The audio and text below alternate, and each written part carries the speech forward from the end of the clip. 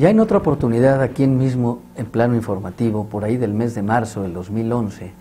me refería al caso de la señora o señorita Florence Cassés, quien, como todos sabemos, se trata de una ciudadana francesa que llegó a nuestro país hace unos años y que hoy, al regresar al suyo, dejó detrás de ella una estela muy compleja, triste y difícil de entender, que puede traer al ámbito nacional consecuencias de gran magnitud. Yo, como ciudadano mexicano y abogado que soy, he tratado de entender el significado de los hechos y consecuencias que este asunto puede traernos. He leído mucho las noticias en torno al caso y me he percatado de que pocos somos los mexicanos que sabemos realmente qué pasó, por lo que he querido aprovechar este espacio para darle a quienes me escuchan una información más detallada que sirva para hacernos un mejor juicio al respecto. Florence Cassés, de quien no sabemos nada acerca de sus ocupaciones previas a su llegada a México, vino aquí por el año del 2003, trabajando en diversos lugares, no se sabe si con documentos migratorios en regla, y se dice que conoció al señor Israel Vallarta, de quien se hizo novia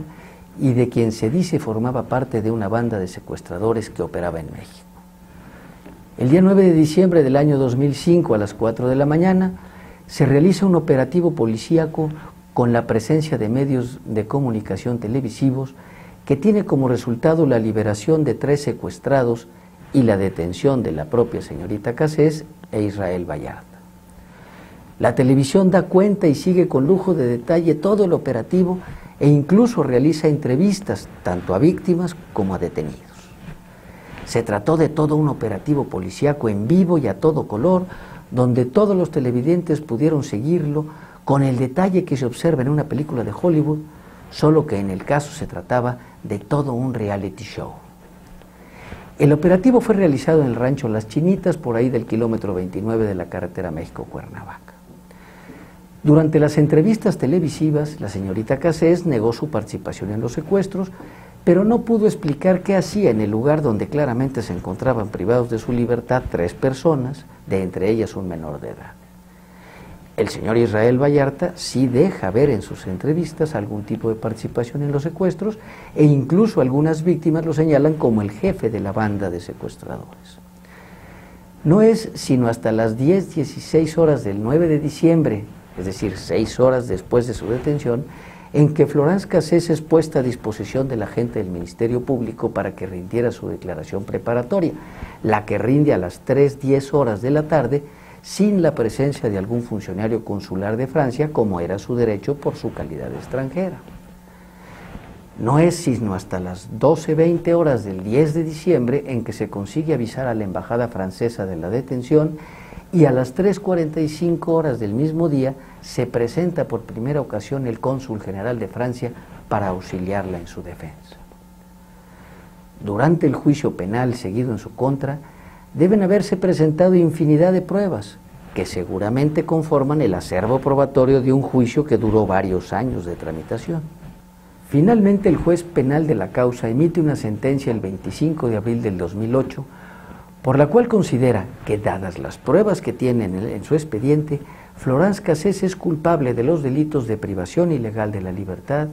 violación a la ley federal contra la delincuencia organizada y portación y posesión de armas y cartuchos de uso exclusivo del ejército, y la condena a 96 años de prisión.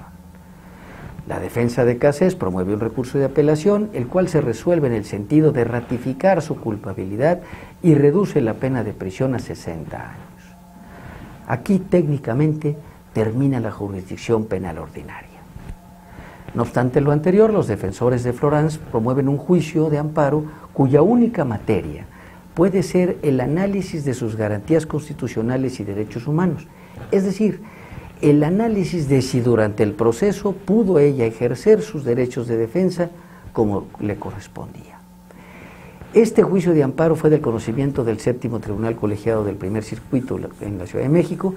quien luego de analizar los conceptos de agravio, resolvió el día 30 de agosto del 2010 negarle el amparo, en virtud de que quedó establecido que Florence Cassés sí tuvo aptitud para presentar sus defensas suficientemente. Luego los defensores de la ciudadana francesa promueven un recurso de revisión ante la Suprema Corte de Justicia de la Nación, de la que conoce la primera sala y que fue resuelto el pasado día 23 de enero del 2013 en el sentido de otorgar el amparo a Florence y ordenar su inmediata libertad, la que, como sabemos, se ejecutó a toda prisa, tanto que ella amaneció al otro día en su país, recibida como reina a solo unas horas de su liberación. La Corte mexicana resolvió lo anterior básicamente porque consideró que al haber sido detenida a través de lo que llamaron un montaje televisivo, haberse tardado tantas horas en ponerla a disposición del Ministerio Público y no haber tenido el auxilio consular de su país en sus iniciales declaraciones, se contaminó el proceso de tal forma que debían excluirse todas esas probanzas, las que, dicho sea de paso, el propio tribunal colegiado ya las había desconocido y aún así había confirmado su culpabilidad con base en pruebas diversas, seguramente rendidas durante el proceso penal. El tema es, en resumen, que se juzgó la detención y el operativo policíaco, pero no a los hechos relacionados con los supuestos secuestros, hechos estos que no fueron juzgados en absoluto y que por ende no existió una declaración sobre ellos o sobre la inocencia o culpabilidad de la acusada, que es en todo caso lo que debe resolver un juicio penal, previo a poner en libertad a una persona sujeta a un proceso. ¿Qué pasaría, como de hecho ya está sucediendo, si revisamos todos los casos penales en México, anteponiendo un juicio a las autoridades investigadoras y dejando a un segundo o ulterior plano el juicio respecto a los hechos delictivos? Llenaríamos las cárceles de policías, soldados y agentes investigadores y echaríamos a la calle a muchísimos delincuentes. Amigos, México requiere sin duda una cirugía mayor y grandes trasplantes,